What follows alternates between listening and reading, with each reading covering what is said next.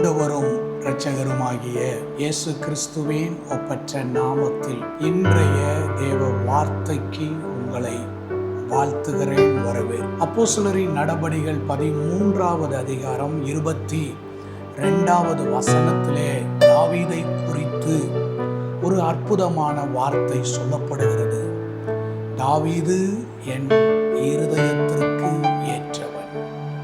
இன்றைக்கு தேவ பிள்ளைகளாகிய நம்முடைய நோக்கம், பரிசுத்த ஆவியானவர் நமக்கு கொடுக்கப்பட்டிருக்கிறதுடைய நோக்கம், நாமும் தேவனுடைய இருதயத்திற்கு ஏற்றவர்களாக மாற்றப்பட வேண்டும் என்பதை.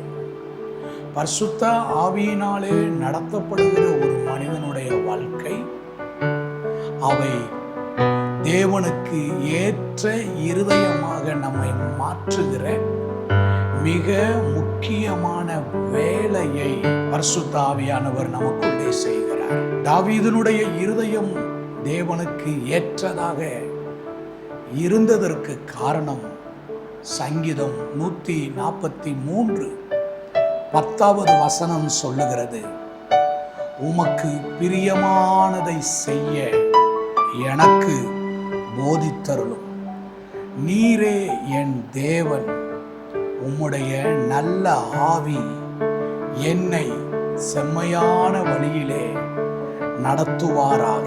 தாவீது தன்னுடைய வழியிலே, தனக்கு விருப்பமான ஒரு வழியிலே, தனக்கு விரும்புகிற ஒரு பாதையிலே தாவீது ஒரு நாளும் நடக்காமல், தாவீது தன் வாழ்க்கையின் ஒவ்வொரு பகுதியிலையும் தேவனுக்கு பிரியமானதையும் தேவன் தெரிந்து கொண்ட வழியை தனக்கு போதித்தருளும்படி, தனக்கு காண்பித்தருளும்படி தாவீது ஜெபித்து செயல்பட்டதை வேதத்திலே பார்க்க முடியும்.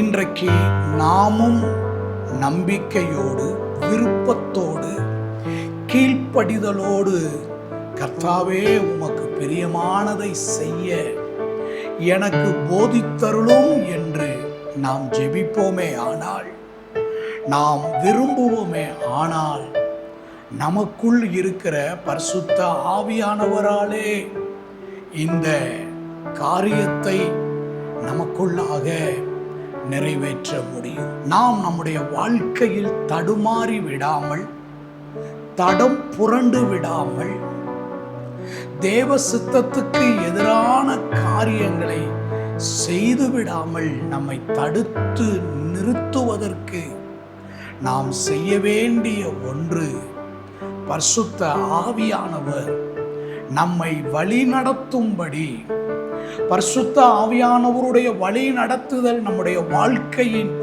ஒவ்வொரு பகுதிகளிலும் உண்டாகும்படி தேவனிடத்திலே நம்மை ஒப்பு கொடுத்து நாம் காத்திருக்கும் பொழுது, நமக்குள் இருக்கிற பரிசுத்த ஆவியானவர் மிக சிறப்பாக தேவனுடைய வழியிலையும் தேவனுடைய சித்தத்தையும் நமக்கு உணர்த்தி நாம் அறிந்து கொள்ளவும், புரிந்து கொள்ளவும், அதன் வழியிலே நடக்கவும் பரிசுத்த ஆவியானவர் நமக்கு கிருபை தருவார்.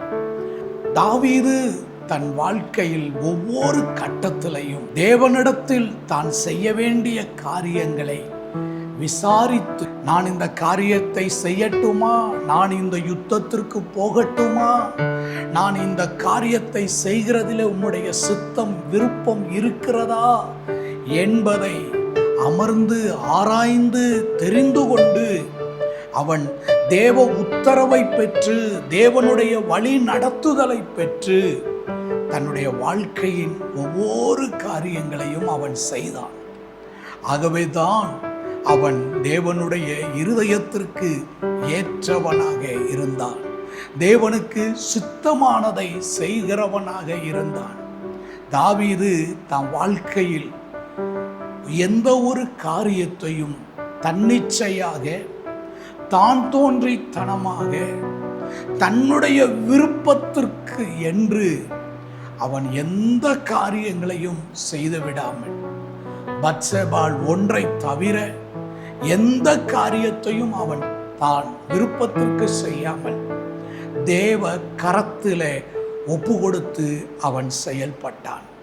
இன்றைக்கு தேவனிடத்தில் நம்மை ஒப்பு கொடுத்து தேவனிடத்தில் விசாரித்து செய்கிற ஒரு பழக்கத்திற்கு நம்மை அர்ப்பணித்துக் கொள்ளுவோம். ஆண்டவர் நமக்கு அந்த கிருபையை தந்து ஆண்டவர் நடத்துவாராக. அன்பின் நல்ல ஆண்டவரே, தாவீதை போல நாங்கள் எங்கள் வாழ்க்கையின் ஒவ்வொரு காரியத்தையும் விசாரித்து உம்முடைய சித்தம் என்னது என்பதை அறிந்து செயல்படுவதற்கு உம்முடைய திருக்கரத்தில் எங்களை ஒப்பு கொடுக்கிறோம். ஆண்டவர் பொறுப்படுத்திக் கொள்ளும். ஆண்டவர் ஆசீர்வதித்தருளும். இயேசுவின் நாமத்தில் பிதாவே. கர்த்தர் நம்மை ஆசீர்வதிப்பார்.